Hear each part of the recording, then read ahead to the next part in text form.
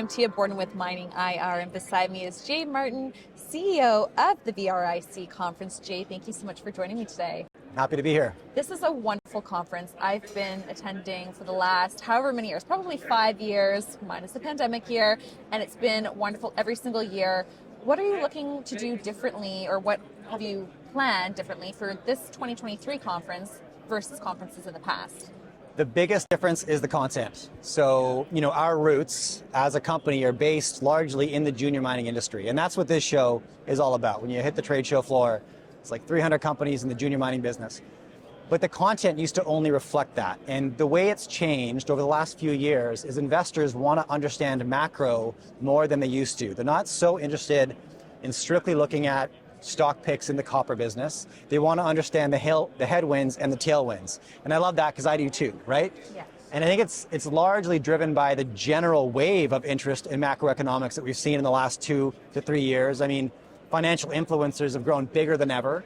The number of podcasters, YouTube channels, it's surging right now on the back of people trying to make sense of all the chaos that's occurring, right, within the world of money. And commodities investors are no different. So it's no longer sufficient to just be long gold and be bullish gold. You need to understand monetary policy. You need to understand the energy trade. You need to understand how geopolitical battle lines are being drawn, because they're being redrawn right now, figuratively and literally. And all of this stuff matters when it comes to how are we going to access the supply of the commodities that all of these investors, including myself, are betting on.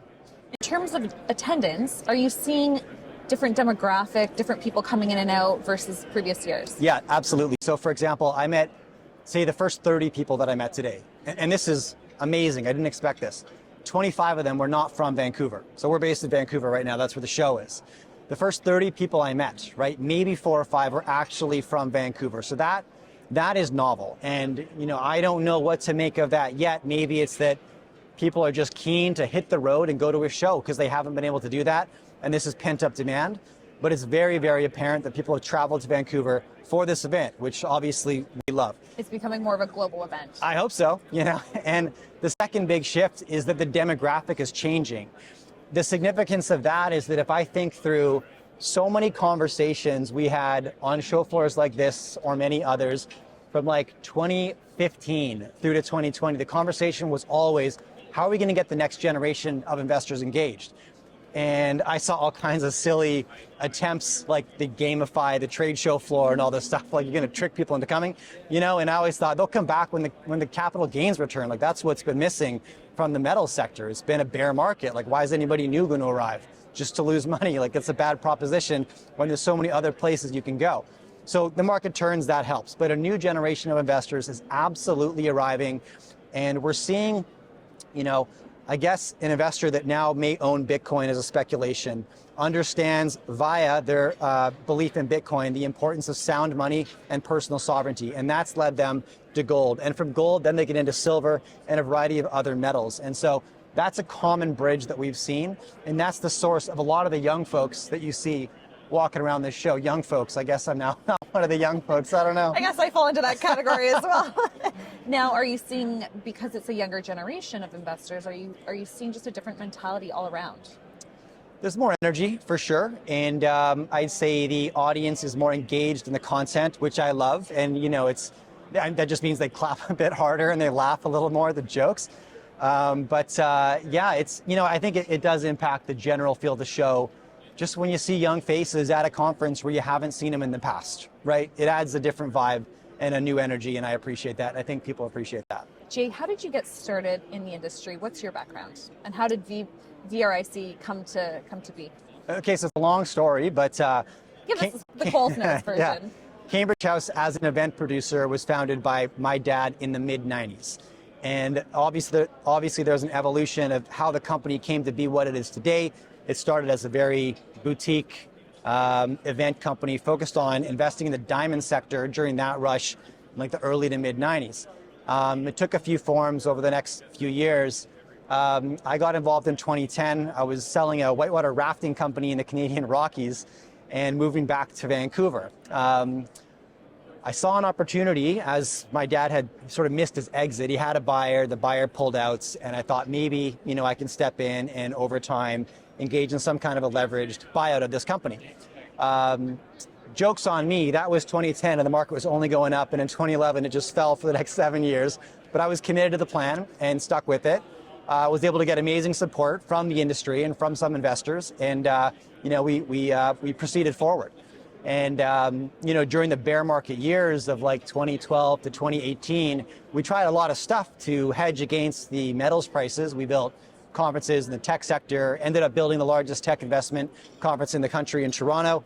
The cannabis industry, drone industry, health industry, I mean, you name it, we were throwing at anything. But after resurrecting this business post-COVID, we decided to throw our weight behind the conference we felt most confident in, that we enjoyed the most, and that we felt provided the most value, and that's the VRIC. So here we are. And it's been an amazing conference, like I said. You've brought in a number of keynote speakers. How do you decide on who you want to speak at this conference? Yeah, it's tough, but we start by thinking about the topics, like what topics are of most value to investors right now. And I'm generally speaking a good reflection of my audience. I'm an investor just like they are. I'm looking for the best home for my cash just like they are. And so I think, where do I pull the most value from? Because, the media business that we built during the lockdown years has given us access to all kinds of personalities that we didn't have in the past, right? You want to invite somebody to speak on a stage, it's a big ask. There's travel, logistics. You want to invite somebody to come onto a podcast, it's very simple. And so, we were able to expand our network dramatically over the last 3 years. And then I just look at our roster and say, who am I really learning from right now? Who's pointed me to the best opportunities, and where have I benefited from, right? And that's how we pull the agenda. I guess I just look at, I'm very selfish with how I build it, right? I'm like, what do I need to learn more about? Yeah, exactly, and if it does that, then it's going to benefit the investors just like me that come to the show. Now, you said that you are an investor, as are most people here. What are investors looking for, and what are you looking for specifically? Well, right now, it doesn't matter so much which direction you look in the hard commodities area. You can make a case, right? You can make a very strong case for copper. You can make a very strong case for nickel. You can make a very strong case for gold, silver, lithium, cobalt, etc. So I believe in those bullish theses for sure. The sector in general has been underinvested, starved of capital, and demand's not going anywhere, right? In the West, we think about, the energy transition. We think about electric vehicles and battery tech as like the key drivers for a lot of these base metals.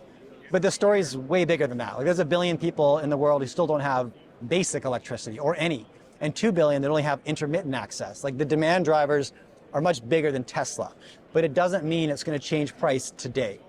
And so what I try to communicate to all the investors that come to this show is the commodities market is a long, slow, and patient game. And if you think it's a get-rich-quick scheme, it's not.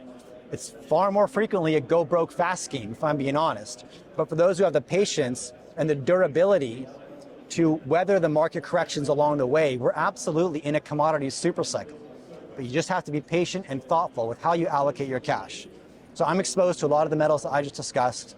I know our investors are as well, but it's a patient game. And if you look at the legends who hit our stage that everybody comes here to see, the reason they're where they are is because they survived 40 years. Right? They made a ton of bad decisions, but they were able to weather the storm because they never went all in on speculations. I love to speculate. I love it. I'm unnecessarily reckless, as I say. I like the earliest stage companies and the earliest rounds within those companies. But I can do that with peace of mind because I also have the safe haven assets. And that's how I sleep at night, knowing that, maybe sure you're going to find the 5x, 20x return, but in the event that I don't, and frequently you don't, right? I'm protected, and I've got that option on liquidity. In my case, it's physical gold. I hold physical gold for that. But, that's great perspective. Yeah. Jay, what are you looking forward to for 2023? What are you most excited about? I mean, it's a question mark, isn't it? Like, this decade's been pretty wild, and so I don't think anybody has the ability to forecast what's going to come next.